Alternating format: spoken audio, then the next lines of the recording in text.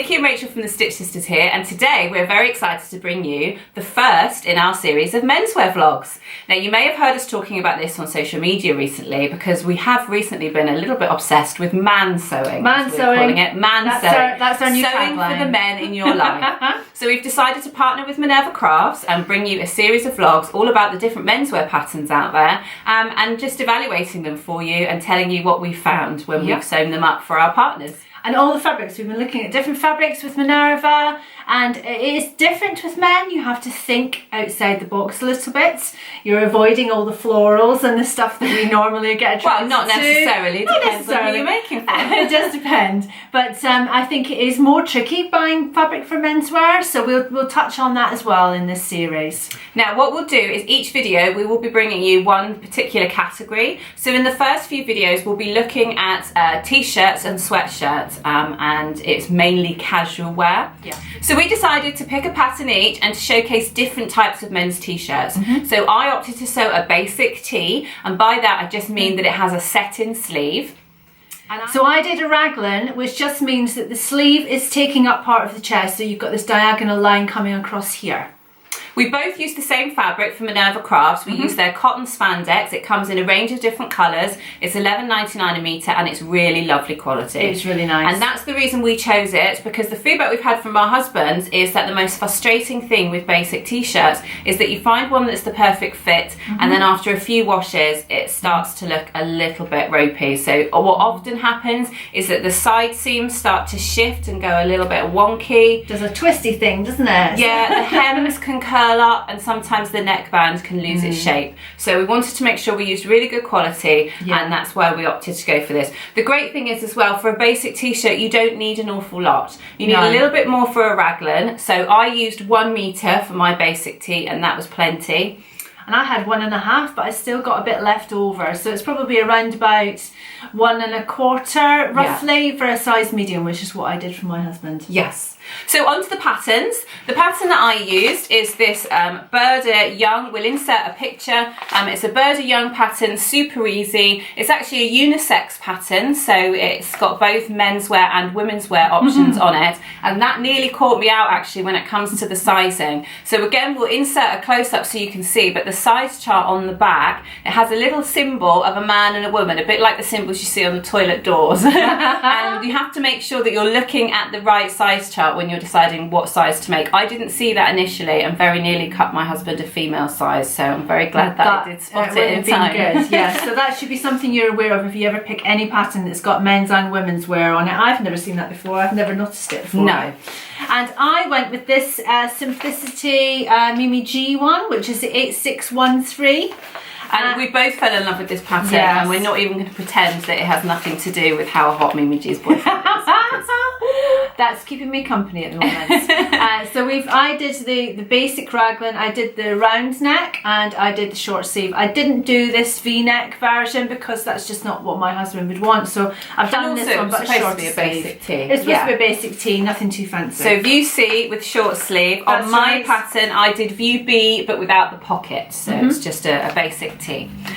So in terms of how it's sewed up, before I decided what size to cut for my husband, I actually measured one of his favourite t-shirts because I thought that would be a better way to test the fit. And I would highly recommend that you do that, because if I'd gone by the size chart on this pattern, I would have cut my husband a size 44, but actually I ended up going with a 40 for it to be similar to his favourite t-shirt. Wow. And the fit on it is brilliant. So if I'd have gone 2 sizes up, it would have been far too big. Other than that, it was a really simple sew. I think it's got a really nice neckline. It's nice and tight and where a crew neck should be on a t-shirt. We have had some issues with that, which Nikki will tell you about in a second. But I had a little bit of fabric left, but 1 metre was definitely what I needed. I couldn't have got away with any less than that. And yeah, basic instructions: you make a neckband, you sew the shoulder seams together, you attach the neckband, and then you sew the underarm and side seams, and then do your hems.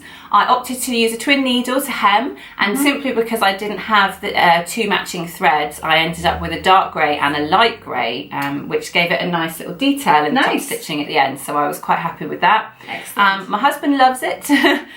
We'll insert some video now so that you can see all of the details, so that you can see exactly how it fits, and then we'll do our usual and give you some lovely pictures at the end. Of some reluctant husbands. Yes. So tell us about your pattern. Mine, well, I really liked this one, and I thought it would be a good standard t-shirt for my husband because he wears this kind of crew neck, short sleeves all the time.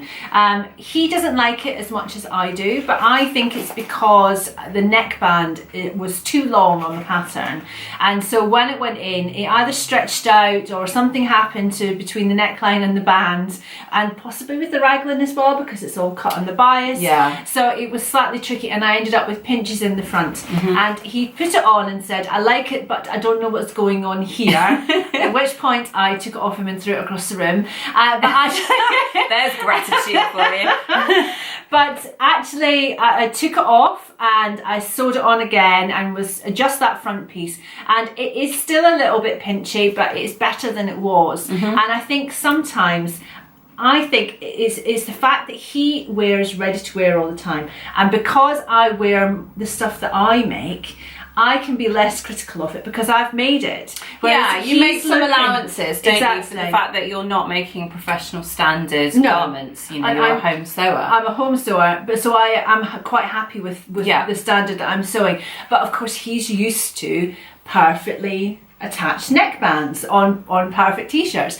So he says he doesn't like this one as much. I think it's still to do with the neckband. I don't think it's to do with the fit. The fit was pretty standard for him. He prefers a loose fit anyway. He prefers a loose fit, and it was a medium. I didn't even bother measuring him because he's kind of straight up and down. He's got a little bit of a tummy, but he's straight up and down, and I would buy him a medium in the shops. So that was I thought if that's how I buy t-shirts for him, that's what I'm going to make, and let's just see how it turns out. I think it might be slightly big, but I think it's okay for him. I think it's okay. I might make it slightly smaller next time if I make him another one. Yeah, one of the benefits of t-shirts is that if you do sew it up and it ends up a little bit too big, then you can actually make quite a lot of correction just by sewing the underarm and side seam again and just running it in as many times as you feel like you need to until you've got the fit that you want. It won't affect the rest of the fit of the t-shirt too much. So even though technically you should make a smaller size, if you haven't and you're already at the stage where you've cut it, then feel free to adjust it that way before you hem it, and that makes all the difference. I just thought it was an interesting comparison to say if I would buy him a medium in the shops, surely I should be able to sew him a medium and it'll come out the same. So but I think it's fine. I think it's fine. Okay.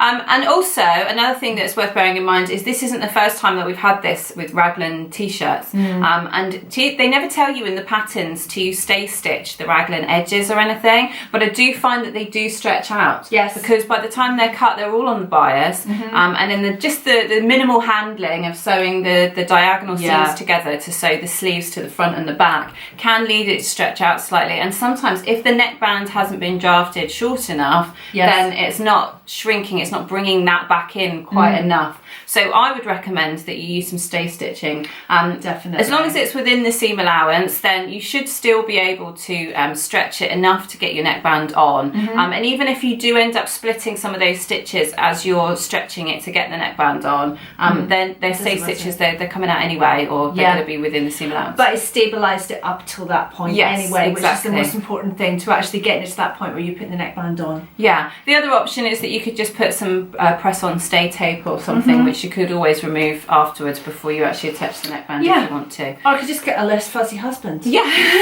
that's another option.